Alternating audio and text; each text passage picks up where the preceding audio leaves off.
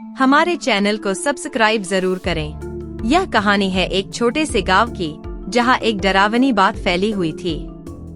कहते हैं कि उस गांव के पास के जंगल में एक चुड़ैल का साया मंडराता था। गांव के लोग उस जंगल की तरफ रात के समय जाने से बहुत डरते थे। लोग कहते थे कि जो भी रात के समय जंगल में गया वह कभी लौटकर नहीं आया। सुनो, कल रात मैंने किसी को देखा, एक लंबी काली परछाई जैसे कोई औरत हो जो मुझे देख रही थी। मुझे तो लगता है कि वो चुड़ैल ही है। हमने बचपन से सुना है कि उस जंगल में एक चुड़ैल रहती है जो रात के अंधेरे में अपना शिकार ढूंढती है। राज गांव का एक नौजवान था जो इन अंधविश्वासों पर यकीन नहीं करता था। उसे लगता था कि यह सब मनगढ़ंत कहानियां हैं।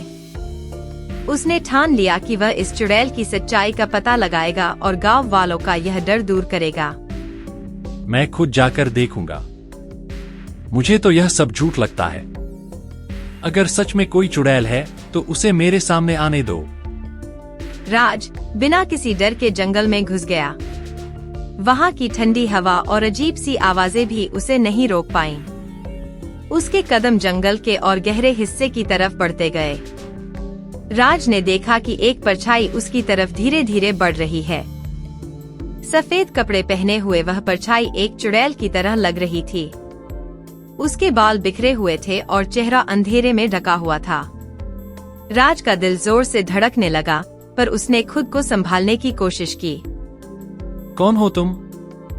सामने आओ। मुझे किसी से डर नहीं लगता।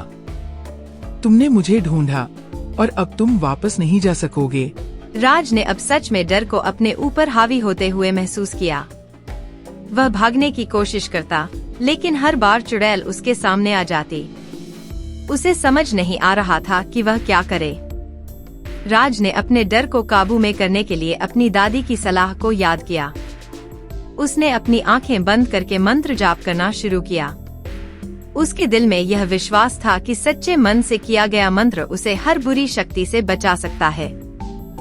मंत्र की शक्ति के आगे चुड़ैल कुछ नहीं कर पाई और एक चीख के साथ हवा में गायब हो गई। राज ने राहत की सांस ली और जल्दी से जंगल से बाहर निकल आया।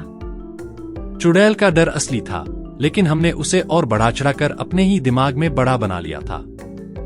अगर मन में विश्वास हो तो कोई भी डर हमें हरा नहीं सकता। गांव वालों ने राज की बहादुरी से प्रेरणा ली और ठान लिया कि अब वे अंधविश्वास से बाहर निकलेंगे। उन्होंने डर से नहीं, बल्कि साहस और विश्वास से जीना शुरू किया। इस कहानी से हमें यह सीख मिलती है कि कई बार डर हमारी अपनी कल्पना का परिणाम होता है। जब तक हम खुद अपने डर का सामना नहीं करेंगे, तब तक हमारे चैनल को सब्सक्राइब जरूर करें।